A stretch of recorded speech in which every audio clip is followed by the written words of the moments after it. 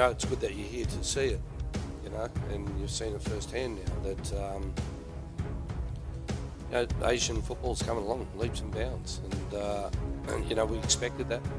It's exactly what we showed the boys. We said to the boys, be ready for a fight, be ready for a physical battle, because that's what Indonesia is going to bring. Pengamat sepak bola Australia, cara bermain timnas Indonesia U23 langka. Timnas Indonesia U23 membuat kejutan di Piala Asia U23. Berstatus sebagai debutan di kompetisi kelompok umur level Asia itu, Garuda Muda berhasil lolos ke perempat final. Indonesia lolos setelah finish di urutan kedua babak penyisihan grup A dengan 6 poin hasil dari 3 laga. Pasukan Shin Tae-yong itu menemani Qatar yang menjadi juara grup A dengan 7 poin.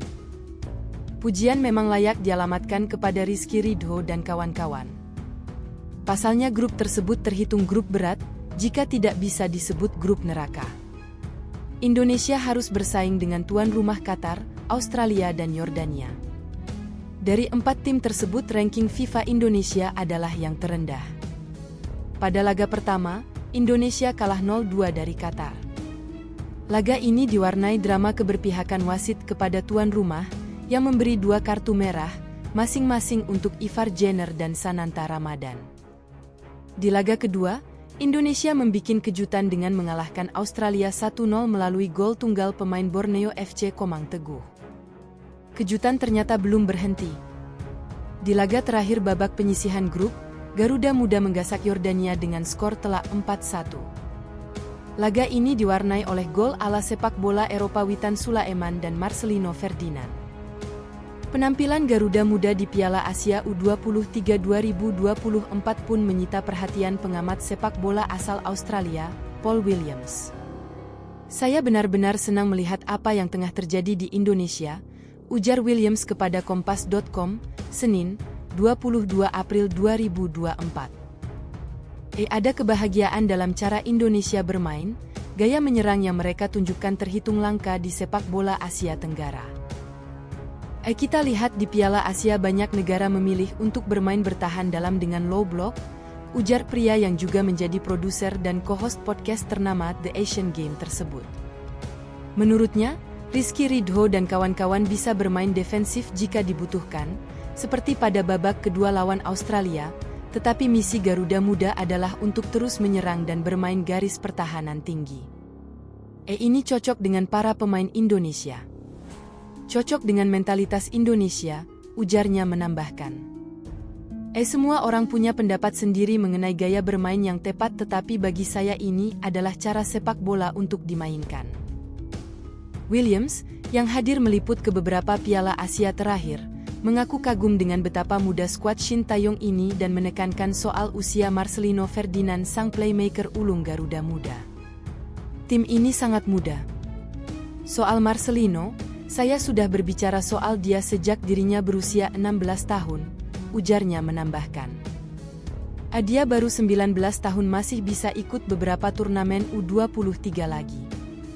Masa depan Indonesia luar biasa cerah, ujar Williams yang karyanya pernah dimuat di Fox Sports Asia, Al Jazeera, 442, dan lainnya.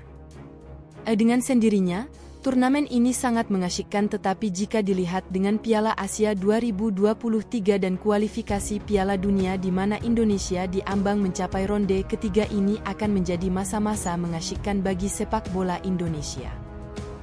Sebelumnya pengamat lokal, Kesit B. Handoyo, menyebut kemenangan fantastis atas Yordania di luar dugaan tetapi sangat pantas bagi para pemain Garuda Muda. Hasil sangat fantastis, sangat luar biasa, ujarnya saat dihubungi Kompas.com usai laga. Kemenangan betul-betul di luar dugaan. Bukan mengecilkan perjuangan para pemain timnas U23, tapi hasil kontra Yordania merupakan sebuah kejutan walau timnas sangat pantas memenangkan duel ini. Untuk pertama kali, Indonesia sebagai debutan di Piala AISA U23 bisa lolos ke babak berikutnya. Apresiasi kepada para pemain yang telah memberikan hasil nyata. Kesit pun memuji peningkatan performa pasukan Shin Tae-yong di fase grup sembari menyoroti satu hal penting. Menurutnya bisa bersaing di level Asia dengan hasil sangat luar biasa. Dari sisi permainan, dari laga pertama lawan Qatar, Australia, Yordania ada peningkatan. Ketenangan pemain jadi nilai lebih.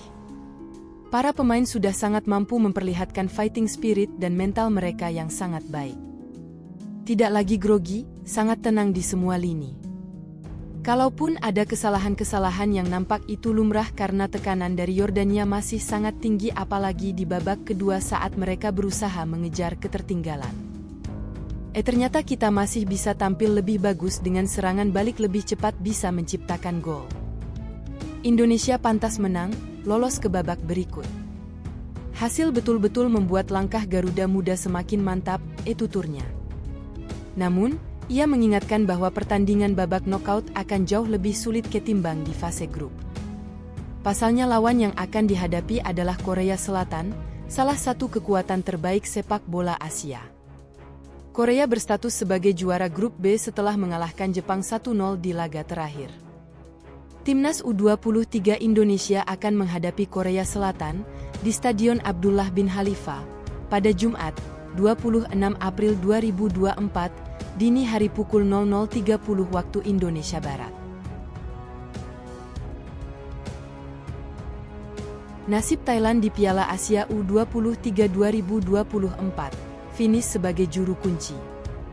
Tim nasional, Timnas, Thailand U23 resmi tersingkir dari Piala Asia U23 2024 dan gagal melanjutkan perjuangan di Qatar usai kalah 0-1 dari Tajikistan, Senin, 22 April 2024, lalu. Gol sematawayang oleh Manucher Safarov pada menit ke-91 pada laga terakhir grup C itu membuat Thailand terpaksa finish sebagai juru kunci klasemen grup dengan total raihan 3 poin. Kekalahan tim Gajah Perang membuat mereka bernasib serupa dengan sesama pejuang Piala Asia U23 2024 asal ASEAN, yakni Malaysia.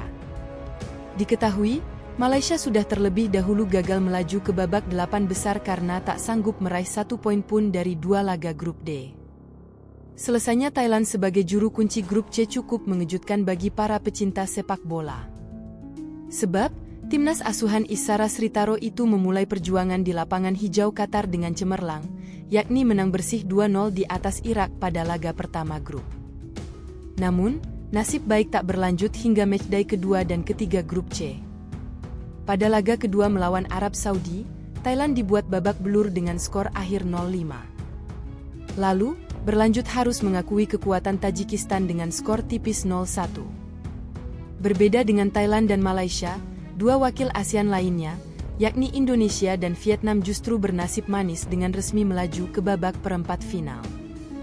Diketahui, Indonesia melanjutkan perjuangan di Qatar dengan status runner-up dan mengantongi 6 poin. Sementara itu, Vietnam masih akan memperebutkan gelar juara grup D dengan Uzbekistan. Akhir yang menyedihkan itu membuat Sritato mengucapkan permohonan maaf kepada seluruh pendukung timnas Thailand U23. Dalam pernyataannya, Sritaro mengaku telah melakukan kesalahan meskipun para pemain tampil dengan baik.